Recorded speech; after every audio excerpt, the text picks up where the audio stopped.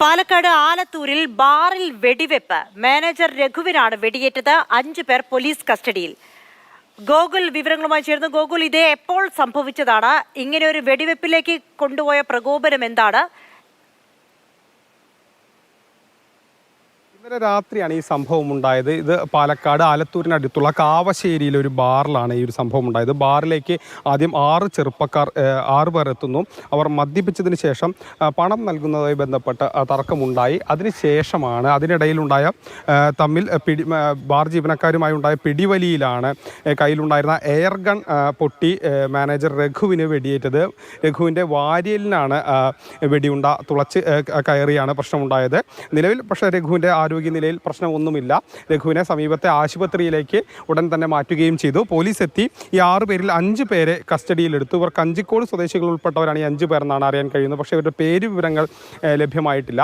പാലക്കാട് കാവശ്ശേരിക്ക് സമീപമുള്ള ഒരു ബാറിലാണ് ഇത്തരത്തിലൊരു വെടിവയ്പ് ഉണ്ടായത്. ഇന്നലെ രാത്രിയായിരുന്നു ഈ ഒരു സംഭവം. ഏതായാലും പക്ഷേ ഇതിൽ ആശ്വാസകരമായ ഒരു കാര്യം, ഈ മാനേജറുടെ പരിക്ക് ഗുരുതരമല്ല എന്നാണ് അറിയാൻ കഴിയുന്നത്.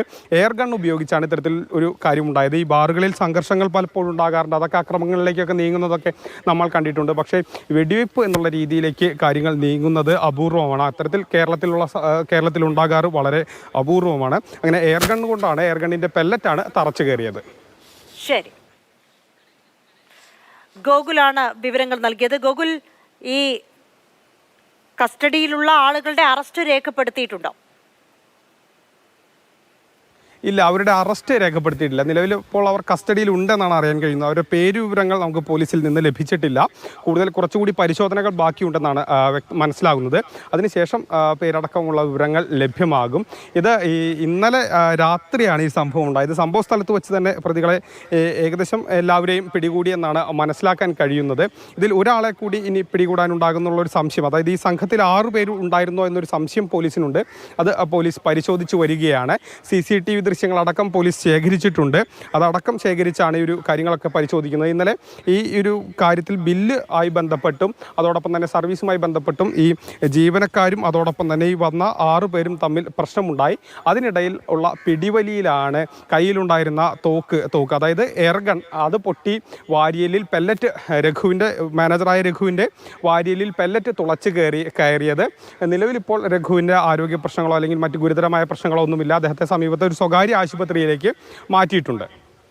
ഓക്കെ, ഈ അവിടുത്തെ ബാറിലെ ജീവനക്കാരെങ്കിലും അവിടെ ഉണ്ടോ ഒരു പ്രതികരണം എടുക്കാൻ, ഗോകുൽ? അതോടൊപ്പം തന്നെ ഇവർ പ്രകോപനം ഉണ്ടാക്കുക എന്ന ലക്ഷ്യത്തോടു കൂടി വളരെ ആസൂത്രിതമായി ആ ബാറിലേക്ക് എത്തിയെന്നാണോ സംശയിക്കുന്നത്? നിലവിൽ നമ്മൾ ഈ ബാർ ജീവനക്കാരോടും ഈ നിലവിലെ അധികാരികളോടൊക്കെ സംസാരിച്ചിരുന്നു. പക്ഷേ അവർക്കൊരു പ്രതികരണത്തിന് താല്പര്യമില്ല.